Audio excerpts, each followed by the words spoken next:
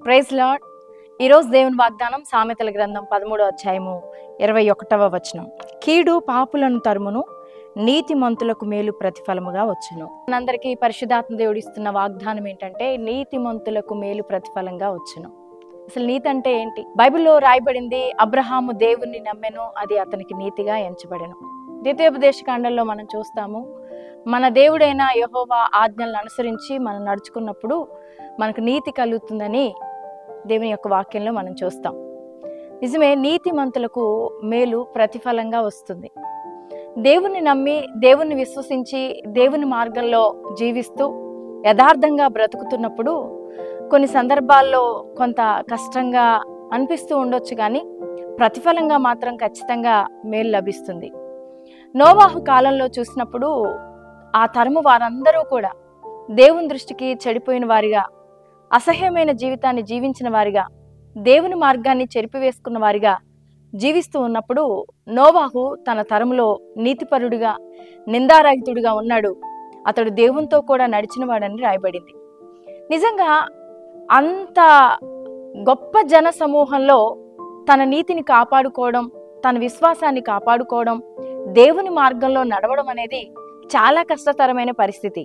అయినప్పటికీ కూడా దేవుణ్ణి విశ్వసించిన నోవాహు దేవుని మార్గంలో నడవడానికి ఎన్ని రకాలైన ఇబ్బందులు వచ్చినా, కష్టాలు వచ్చినా కూడా ఆ మార్గంలో నుంచి తప్పిపోకుండా జీవించాడు. ఆ సమయంలో అతడెంతో తిరస్కారానికి, నిందకు, హేళనలకు గురి అయి ఉండవచ్చు. నువ్వు చాలా భక్తిపరుడువు అని వేళాకోళం కూడా అనేకులు తను చేసుండొచ్చు. దేవుడు జలప్రలయం రాబోతుంది కనుక నీ కొరకు, నీ ఇంటి వారి కొరకు ఓడను తయారు చేసుకోమని చెప్పినప్పుడు ఇంచుమించు 100 సంవత్సరాల పైనే ఆ ఓడ తయారు చేస్తున్నప్పుడు ఎంతో మంది అతన్ని వేళాకోళం చేశారు, ఎగతాళి చేశారు. కానీ ఆ మాటలన్నీ పట్టించుకోక దేవుని మాటను నమ్మి తన నీతిని కాపాడుకుంటూ దేవుడు చెప్పిన మార్గంలో తాను జీవిస్తున్నప్పుడు మేలు అతనికి ప్రతిఫలంగా వచ్చినట్లుగా చూస్తాం. జలప్రలయం వచ్చినప్పుడు అతని తరము వారందరిలో చనిపోయారు, కానీ నోవాహు, అతని కుటుంబం కాపాడబడింది. ప్రియమైన దేవుని బిడ్డలారా, ఈరోజు ప్రభువుని నమ్మి విశ్వసించి యథార్థంగా నువ్వు బ్రతుకుతున్నప్పుడు, మంచి భక్తి జీవితాన్ని నువ్వు జీవిస్తున్నప్పుడు నిన్ను చాలా మంది ఎగతాళి చేస్తూ ఉండవచ్చు, తిరస్కరిస్తూ ఉండవచ్చు, దేవుని నామం కొరకు నువ్వు అవమానం కూడా పొందుతూ ఉండవచ్చు. కానీ ఈరోజు ప్రభువు నీతో మాట్లాడుతున్న మాట ఏంటంటే నీ యథార్థతను, నీ విశ్వాసాన్ని, నీ నమ్మకత్వాన్ని దేవుడు చూస్తున్నాడు. నీకు మేలు ప్రతిఫలంగా ఇస్తానని వాగ్దానం చేస్తున్నాడు గనక ఆ దేవుణ్ణి విశ్వసించిన నీ జీవితంలో దేవుడు గొప్ప కార్యాలు చేస్తాడని నమ్మి విశ్వసించి ప్రస్తుతమందున్న పరిస్థితులను బట్టి నువ్వు కృంగిపోక, నిరాశపడక దేవుని సన్నిధిలో నువ్వు ముందుకు కొనసాగు. దేవుడు నీకు మేలు చేస్తాడు. ప్రార్థన చేసుకుందాం. పరిశుద్ధుడా, ప్రేమ కలిగిన మా తండ్రి, నీకు వందనాలు, స్తోత్రాలు చెల్లిస్తూ ఉన్నాం.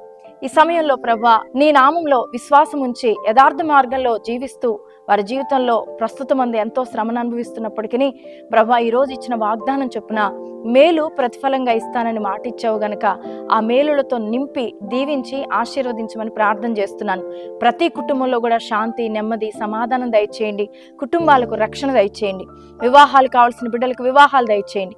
గర్భఫలాలు లేని బిడ్డలకు గర్భఫలాలు దయచేయండి.